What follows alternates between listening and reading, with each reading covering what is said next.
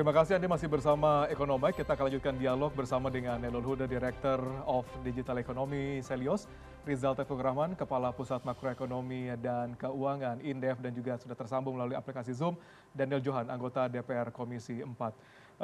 Saya mungkin ke Mas Taufik dulu terlebih dahulu. Mas Taufik, kalau kita lihat sama-sama dari Indef melihat gitu, ini kan bisa jadikan menjadi kekhawatiran adalah pola tahunan gitu ya, ada bencana, kerugian negara, dan lain sebagainya macamnya gitu. Nah kira-kira terkait dengan bencana seperti ini gitu ya, agar tidak menjadi pola tahunan, kira-kira sektor apa yang paling rentan dan memicu sebenarnya spiral produktivitas yang menurun dengan hal-hal semacam ini? Iya, yang pasti kan sektor-sektor yang berkaitan langsung ya dengan faktor produksi yang ada di situ. Ya, tadi saya kira ya pertanian gitu, pangan gitu ya. Kemudian juga ada juga misalnya berkaitan dengan tanaman perkebunan, ya. Dan juga tentu yang paling penting adalah berkaitan dengan food ya, masalah food ya, supply chain dari food. Bahkan kalau kemudian kita lihat lagi gitu ya, bagaimana kondisi saat ini ya, bencana di Sumatera gitu. Nah itu erat kaitan dengan sektor-sektor itu ya. Bahkan saya kira akan sangat berpengaruh terhadap harga ya. Karena akan memicu tadi kalau penanganan. Ini erat dengan penanganan ya. Kalau penanganannya, Anda melihat ini telat penanganannya? ini saya kira udah cukup terlalu panjang, terlalu lama gitu ya. Harusnya kan segera gitu ya. Bahkan pemerintah meskipun sudah melakukan karena aksesnya ini gitu ya. Tapi ya memang harus segera gitu. Baik pusat maupun di daerah gitu ya, pemerintah pusat dan daerah. Karena ini menjadi, kalau bicara bencana ya, ini menjadi salah satu variabel penting ya di dalam recovery ya. Recovery dari tidak hanya dari sisi consumption dan juga menekan harga gitu ya, supaya harga tidak terlalu cepat gitu kenaikannya, juga tentu saja terhadap berbagai faktor-faktor yang menyebabkan tadi disampaikan juga oleh Bupati dari Aceh itu ya, mengatakan bahwa dari wilayah mereka, kabupaten di Gayo Lues, itu memang 90% itu disuplai pangannya oleh Aceh Tenggara dan juga Sumatera Utara gitu. Dengan melihat kondisi di Aceh Tenggara, Sumatera Utara yang menjadi salah satu backbone di wilayah Sumatera dengan kondisi yang luar biasa seperti ini, bagaimana nanti arus distribusi, mobilisasi pangan ke beberapa wilayah itu pasti akan terganggu dan harga pasti akan menjadi. Pasti. Sekarang saja informasinya misalnya di Aceh untuk makanan yang biasa harganya katakanlah mie saja, sekarang udah naiknya luar biasa. Ya. Dan harga, orang kan tidak lagi melihat harga, bagaimana kebutuhan pangannya gitu terpenuhi gitu. Dan saya kira itu harus segera pemerintah kemudian melakukan berbagai upaya untuk mengakses itu. Memang betul ya, masuk ke akses wilayah-wilayah itu kan tidak mudah gitu ya. Tapi upaya-upaya yang harus dilakukan tetap bantuan-bantuan gitu ya.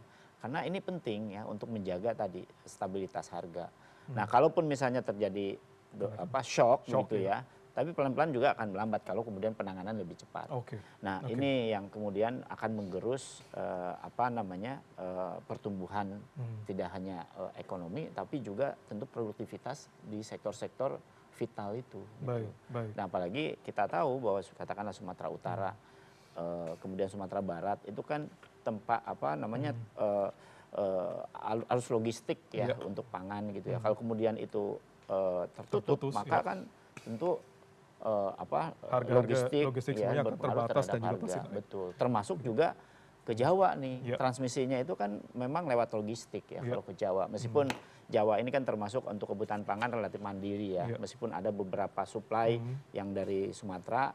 Nah, tetapi paling kalau misalnya penanganannya lama ya logistiknya akan lama gitu ya, harganya juga akan naik ya, kan terpengaruhnya dari situ. Nah, kira-kira nanti pemerintah ke depannya akan seperti apa nih solusinya dalam menjaga kestabilan harga di wilayah terdampak saat ini, karena perkebunan, persawahan, peternakan, infrastruktur semuanya masih terendam dan pasti sulit cepat untuk bisa rebound lagi. Mungkin saya ke Mas Nailo. Mas Nailo, kalau di data dari Celio sendiri bahwa beberapa wilayah dengan tambang dan juga pembukaan hutan yang besar itu memang kondisinya terlihat jauh lebih parah gitu dibandingkan yang memang kondisinya nggak sebanyak yang terlihat gitu ya. Kalau kita melihat itu dengan kontribusi penerimaan tambang sawit di wilayah gitu ya, dengan kerugian bencana yang bisa dikatakan menembus 2 triliun tadi sampai atau 1, berapa triliun dari tiap wilayah gitu. Apakah setimpal dengan pembukaan baru tambang, pembukaan hutan baru, mungkin hutan sawit baru di sana gitu. Apakah setimpal dengan kerugian dialami oleh daerah misalnya dengan kondisi seperti ini? Kalau dilihat dari pembukaan, kita bicara terkait dengan pajak bumi bangunan untuk pertambangan dan lain sebagainya ya. Nah, itu kan larinya ke pemerintah pusat, Mas. Jangan lupa. Baik. Itu larinya pemerintah pusat. Dan kalau kita lihat data, ternyata DBH ya, dana bagi hasil yang digelontorkan ke Aceh saja itu sekitar 500 miliar. Baik. Ke Sumatera sekitar 300 miliar. Baik. Kita carilah Aceh aja. Aceh kita hitung kalau ada di Sumber itu sekitar 1,2 gitu kan. Aceh itu bisa lebih tinggi. Dan itu kerugian langsungnya, ya kan. Kerugian tidak langsungnya itu juga bisa lebih tinggi. Nah, dengan 500 miliar tentu ini nggak apple to apple dong. Oke. Iya kan. Cuman dapat 500 miliar tapi kerugiannya maha dahsyat. Triliun. 2 triliun kan kita hitung. Nah, inilah yang memang kita lihat ya kalau misalkan ini pemerintah sebenarnya udah siap ya, udah siap dan ini yang jadi pertanyaan juga kita tadi ketika penanganannya itu kan seharusnya dimulai ketika Bapak Presiden kita itu menetapkan status bencana nasional. Sampai di mana sampai sekarang itu belum ada. Baik. Nah, ketika hari pertama ditetapkan status bencana nasional, tentu penanganannya nggak akan selambat ini. Baik. Nah, makanya ini yang jadi kita kritik kita seperti itu Mas Ruli. Bahwa penanganannya lambat karena ya dari pucuk pimpinan kita ya juga memahami dari bencana ini juga lambat gitu. Baik. Saya ke Pak Daniel. Pak Daniel, kalau dikatakan kan DPR pemerintah mencabut izin 8 perusahaan. Ada jaminan atau ada pengawasan dari DPR sendiri agar pembekuan pencabutan izin ini tidak tebang pilih, tidak hanya di 3 wilayah terdampak, namun juga ke wilayah-wilayah lainnya gitu ya, mungkin di Kalimantan, di Sulawesi, di Papua juga. Akan seperti apa kira-kira jaminan atau komitmen dari DPR melihat hal ini, Pak Daniel? Itu salah satu keputusan yang disimpulkan ya di dalam raker tadi. Kita akan terus mengawasi, Mas.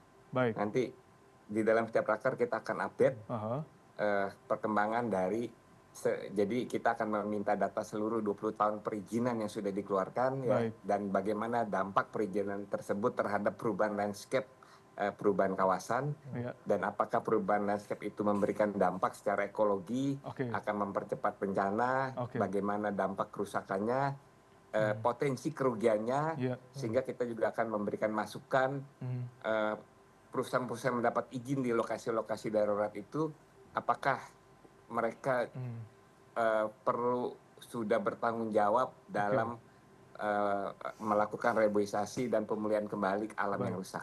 Baik. Ada jaminan tidak tebang pilih karena kalau kita lihat netizen sangat bersuara saat ini gitu ya, karena khawatiran akan ada tebang pilih perusahaan, mana perkebunan, mana tambang yang dimiliki oleh beberapa orang berkuasa gitu ya, tidak akan tersentuh. Kira-kira jaminan Anda dari DPR seperti apa kira-kira Pak Daniel? Kita akan kawal tidak ada tebang pilih. Baik. Bahkan tebang pilih yang kita maksud adalah jangan justru rakyat kecil yang hanya misalkan mengambil sebatang kayu malah yang menjadi dihukum. Tetapi justru konteks tebang pilih adalah kita tidak melihat latar belakang dia mau besar mau siapapun, selama melakukan pelanggaran, selama memberikan dampak terhadap kejahatan ekologi dia harus ditindak. Baik. Ada komitmen Pak Mas Taufik gitu, kira-kira akan seperti apa ke depannya dengan adanya moratorium, dengan adanya nanti komitmen yang kita berharap benar-benar bisa dijalankan, tidak tebang pilih, tidak hanya di Sumatera tapi juga di lainnya gitu.